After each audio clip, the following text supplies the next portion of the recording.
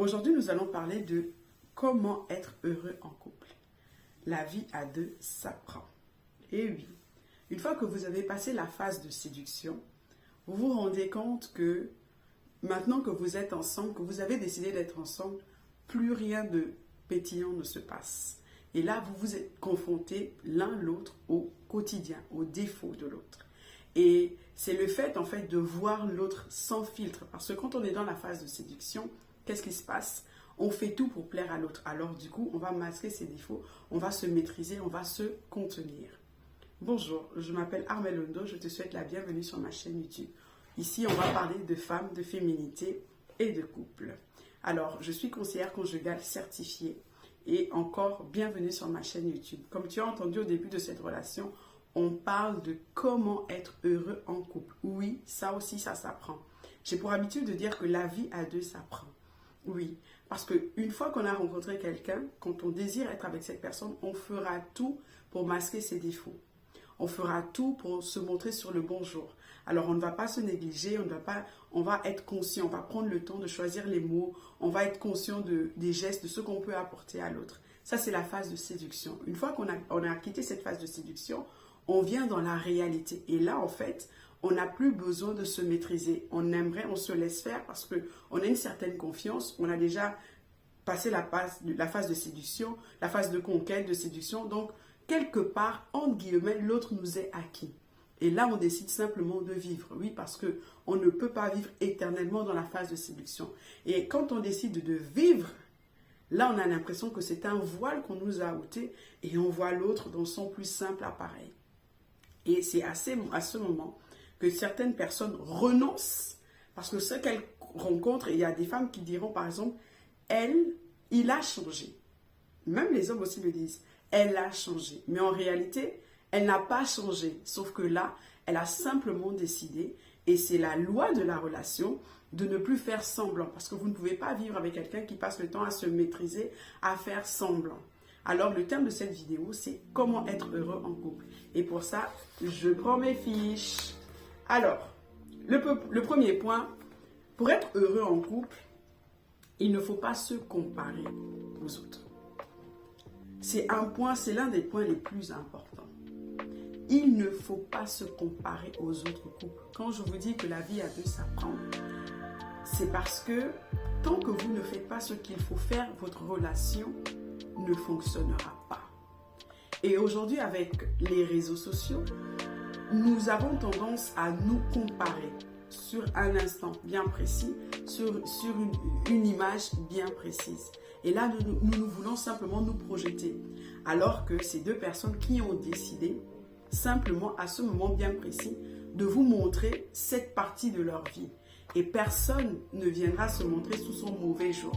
Alors, pour vous attirer, qu'est-ce qu'ils vont faire? Même s'ils ont des problèmes, là, ils vont décider de sourire, ils vont décider d'être amoureux. Et la grande majorité des cas, ce n'est pas profond. J'ai moi-même fait l'expérience parce que quand je demande par exemple à mon époux de m'aider à tourner une vidéo ou de me filmer, c'est jamais comme je veux parce que lui n'est pas dans ma tête. Et il y a une certaine frustration qui s'installe. Parfois, il peut avoir une petite dispute en disant, mais moi j'avais tendance à lui dire, mais tu ne m'accompagnes pas, tu ne comprends pas ce que je te dis, tu ne fais pas un peu d'effort. Et du coup, parce que je suis quelqu'un qui crée du contenu sur les réseaux sociaux, donc je sais tout ce que ça nous demande et parfois par où on passe. On a vraiment un ascenseur émotionnel pour rien que tourner un réel, une vidéo de 10 minutes avec le large sourire. Et donc je sais que les gens vous donnent le meilleur d'eux-mêmes sur le moment. Mais parfois, ce n'est pas leur vie. Après, il y a des couples qui sont réellement heureux. Mais en réalité, les couples heureux n'ont pas le temps de le médiatiser. Ils vivent vraiment leur bonheur. Et cette semaine, je crois, mardi, j'ai eu une conversation et pendant que j'étais avec une cliente, pendant que j'étais en train de faire le suivi, on est arrivé aux relations. Elle, c'est une veuve, c'est une jeune veuve, donc on est arrivé aux relations et moi, je m'assure en fait que tout se passe bien dans sa vie. J'aime bien lui poser la question, est-ce que tu vas bien? Et là, elle me dit, waouh, il y a encore un couple qui divorce. Je dis, un couple qui divorce, oui. Elle me dit, il y a encore un couple qui divorce. Ils sont sur les réseaux sociaux. Et Au bout d'une heure de conversation, 1 heure et demie, elle m'a montré 2 comptes Instagram de 2 personnes qui venaient de... Enfin, qui annonçaient leur séparation sur les réseaux sociaux. Moi, je n'étais pas choquée, mais elle était choquée. Et je lui ai expliqué ce que je voulais nous t'expliquer en te disant non. C'est que c'est pas parce que les gens sourient, c'est pas parce que les gens sont bien habillés, c'est pas parce que les gens sont en harmonie sur le moment qu'ils sont heureux dans la vraie vie. Donc, ne te compare pas. Tant que tu ne fais pas ce qu'il faut faire pour être épanoui, pour que ta relation soit épanouie, ne te compare à personne. Par contre, cherche à savoir ce que tu peux faire ou ce que tu n'as pas encore fait pour profiter, jouir du bonheur de la relation. Donc ça, c'était le premier point. Et j'aime bien cette parole de la Bible qui dit, dans 2 Timothée 2,5, qui dit « Et l'athlète n'est pas couronné s'il n'a pas combattu suivant les règles. » Oui, vous ne pouvez pas jouir d'un couple heureux si vous ne fonctionnez pas selon les règles. Pour qu'une relation fonctionne, il y a des règles. Pour qu'une relation fonctionne, il y a une certaine connaissance à avoir. Ne le mettez pas sur le plan du hasard. Sinon, vous allez soit vous identifier à la relation de vos parents, qui est peut-être parfaite, mais en leur temps, selon leur saison, selon comment était votre père. Mais vous pouvez toujours chercher à aller plus. Il y a toujours une autre dimension d'épanouissement, une autre façon de communiquer, une autre façon de s'aimer. Il y a toujours une dimension supérieure. Donc, vous ne pouvez pas jouir d'un bon couple, donc du bonheur dans la relation, si vous ne vivez pas selon les règles qui procurent ce bonheur. Alors moi, ce que je voudrais vous dire par rapport à la comparaison, c'est travailler à votre couple. Ok, ils sont en train de faire des réels, ils sont en train de faire des photos, ils semblent sourire devant vous. Ça démontre quelque chose. Et je crois que c'est le prochain point qu'on va aborder. Mais travaillez à votre couple. La comparaison accentue vos souffrances et diminue votre confiance en vous, votre confiance en votre relation. Parce que vous devez d'abord avoir confiance en vous, vos atouts, ce que vous êtes dans la relation, puis en votre relation. Croire que cette relation va croître, que cette relation est vraiment cette atmosphère, ce centre qui vous permet de vous sentir bien, que vous puisez de la bonne énergie, que vous puisez quelque chose de positif, que vous puisez la foi, que vous puisez la confiance. En fait, vous vous nourrissez de cette atmosphère que crée la relation pour vous propulser dans la vie. Donc, c'est très important. Alors, le deuxième point, et n'oubliez surtout pas, chaque relation est unique.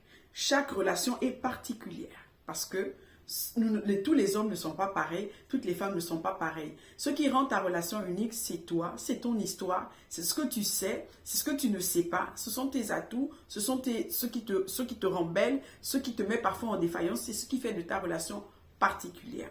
Et le deuxième point, c'est pour être heureux en couple, il faut accepter l'autre avec ses qualités et ses défauts. C'est primordial, c'est essentiel. Dans la vie, vous n'allez jamais trouver une femme avec tous les critères ok. Jamais. Dans la vie, vous n'allez jamais trouver un homme qui va avoir les critères ok. C'est pourquoi souvent quand on m'appelle et qu'on me dit bon là j'ai l'intention de divorcer ou j'ai l'intention de le quitter, je suis choquée parce que je me dis mais écoute, tu sais, ce que tu n'as pas compris, c'est que tu veux le quitter pas parce qu'il se comporte mal. Tu veux simplement le quitter parce que tu ne supportes plus le fait qu'il se comporte mal. Ou parce que tu ne supportes plus le fait qu'il ne réponde pas à tes attentes. Alors, tu vas le quitter, mais sache que l'autre ne sera peut-être pas dans le même cas de figure, mais il y a aussi une partie de lui que tu devras supporter.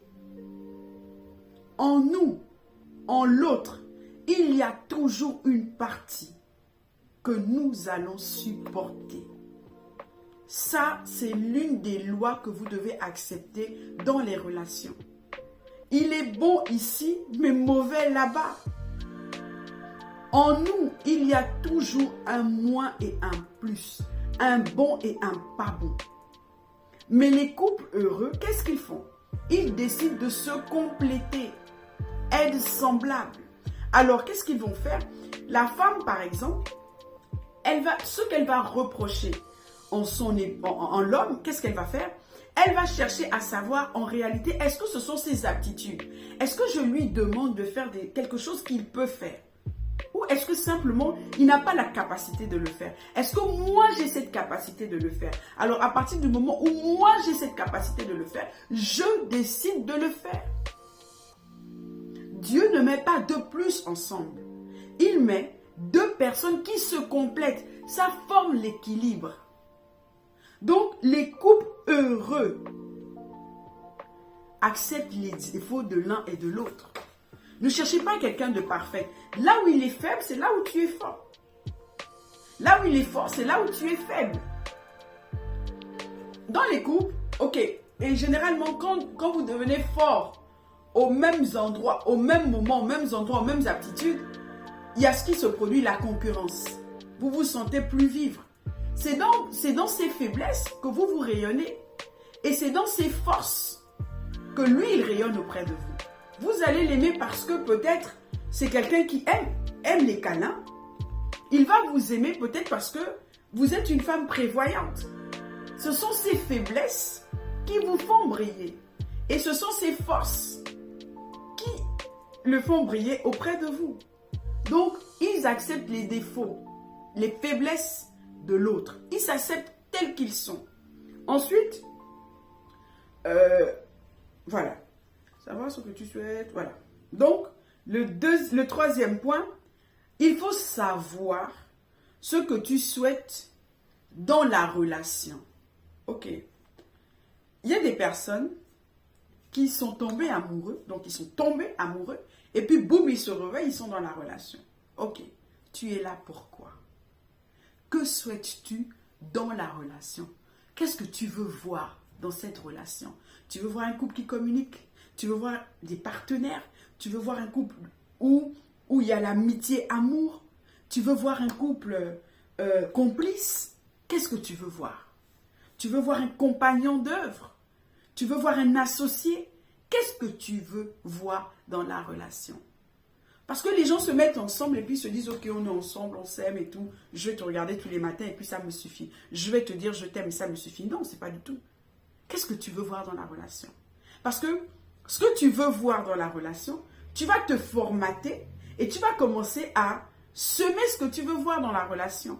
Si tu veux un couple qui communique super bien, qui arrive à une dimension de communication où rien qu'au regard, on vous comprend, vous vous comprenez, mais tu travailles à cela.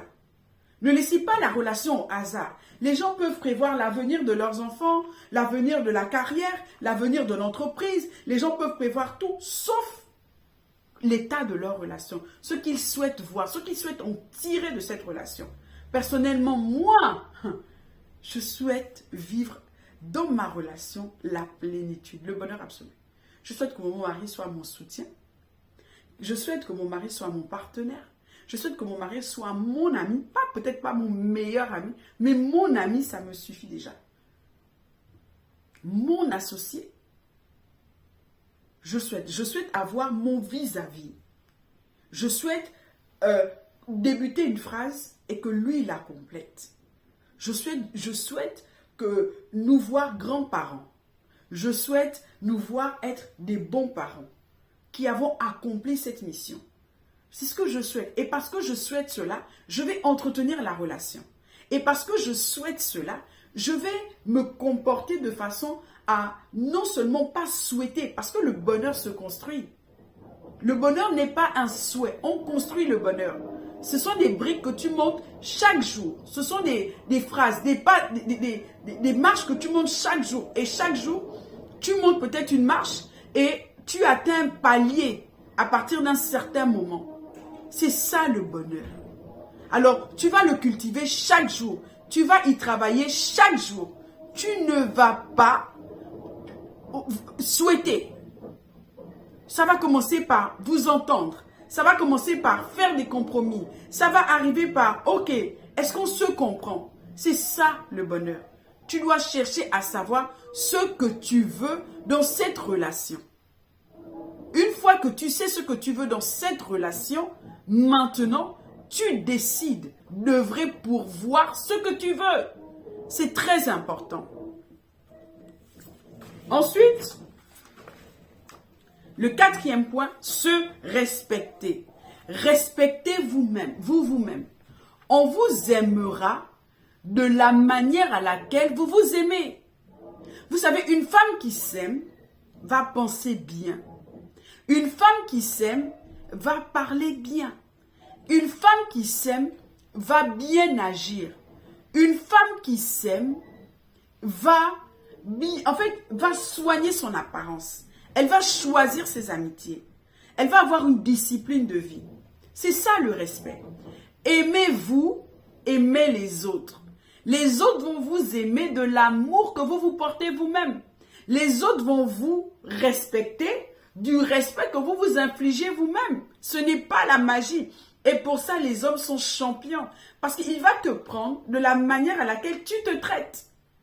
Il va se mettre à ton niveau. Et généralement, les bassesses, le manque de respect rentre dans les relations quand la manière à laquelle, j'aime dire, la manière à laquelle tu te présentes, la manière à laquelle tu te vends. Oui, si tu commences à médire sur ta copine, à critiquer ta voisine, il saura qu'il ne doit pas élever le niveau avec toi. Qu'est-ce qu'il va faire? Il va te prendre de cette manière parce qu'il va se dire, quelqu'un qui est normalement constitué, quelqu'un qui s'aime ne va pas perdre le temps à regarder ce que fait la voisine. Si tu passes ton temps à rabaisser les autres, si tu n'as que des conversations de cours communes, il va te prendre à cette hauteur. Et du coup, il va garder ses perles pour... En fait, tu ne vas pas le challenger, tu ne vas pas le pousser à se révéler ou il va se dire, ok, je ne peux pas me comporter comme ça. Par exemple, je prends un cas, mais je ne vais même pas prendre ce cas. J'étais à une conférence et cette femme disait, tous les soirs quand elle rentrait, son mari parlait politique avec ses garçons. Et puis un soir, elle a voulu ouvrir la parole. Son mari lui a dit, non, non, non, tu ne peux pas ouvrir la parole. Toi, ce sont les casseroles. Elle s'est sentie mal. Elle se dit, c'est pas possible. Qu'est-ce qu'elle allait faire? Elle est allée étudier la politique. En fait, les matins comme ça, au lieu de suivre les telenovelas, pendant qu'elle est à la maison, qu'est-ce qu'elle fait? Elle va regarder l'actualité du moment. Et maintenant, le soir, à table, au moment de... Parce que c'est à table, c'est convivial, on discute. Ou après le repas, c'est les temps de famille. Et elle n'a que des garçons. Son mari, elle a son mari et deux garçons. Donc, il faut rayonner dans la conversation. Elle s'est dit, waouh, maintenant, tous les soirs, je vais parler de ce qui passionne mon mari. En fait, je vais être participante à la conversation. Elle allait étudier la politique. Alors, un soir, ils sont arrivés. Ok, le mari a ouvert le débat.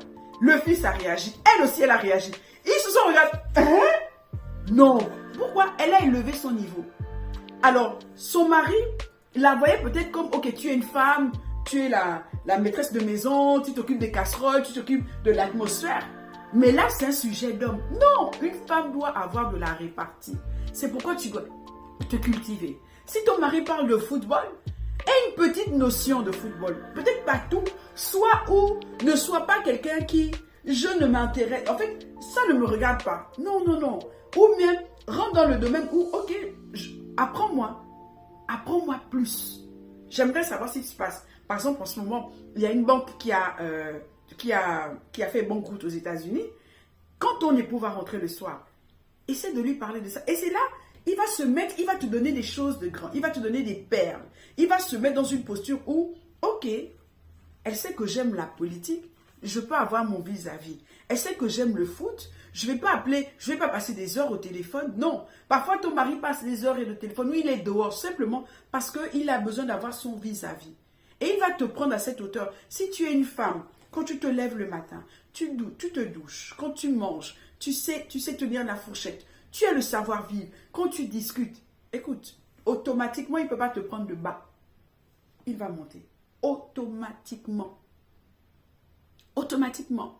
Si quand tu parles d'argent, tu n'es pas dans la frivolité, tu n'es toujours pas en train de dire, automatiquement, il va te prendre, pas de bas, mais il va te prendre et il verra ta valeur. Donc, respecte-toi toi-même. Le respect, c'est pas bonjour, bonsoir, comment allez-vous, madame? C'est pas ça. Ne sois pas quelqu'un qui l'ennuie. Et ne t'ennuie pas toi-même de ta propre vie. Il doit te trouver, tu es en train d'entreprendre ta vie. C'est important et c'est primordial. Ton mari doit te trouver, pas en train de rêver, mais en train d'entreprendre ta vie. La journée s'est tellement mal passée. Tu as eu, on a toutes ces journées où on ne veut pas parler. Oui, moi, il y a des jours, je ne veux pas parler. Mais à un moment donné, je fais comprendre à mon époux que là, je suis trop fatiguée. Est-ce qu'il peut prendre le relais le soir? Et moi, je vais dans la chambre. Je ne vais pas rester là à bouder. Non, je vais cacher ce moment de faiblesse. Alors, je vais dormir, soit lire, soit écouter de la musique, soit prier, soit méditer. Mais je vais prendre du recul. Soit je vais seulement aller sur les réseaux sociaux et puis je vais scroller pour passer le temps parce que j'ai besoin de, de décharger. J'ai besoin de faire ce que j'aime.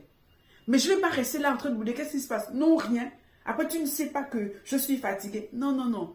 Vous devez cacher ça. Respectez-vous. Respecte-toi pour qu'il te respecte. C'est très important. Le 5e point, ne le laisse pas être responsable de ton bonheur. Oui, ne le laisse pas être responsable de ton bonheur. Il y a une chose qui frappe un homme, dont un homme a peur. C'est une femme heureuse sans lui. Une femme dont il sait qu'il ne fait pas la pluie et le beau temps. Quand un homme sait qu'il ne fait pas la pluie et le beau temps dans la vie de sa femme, il se surpasse.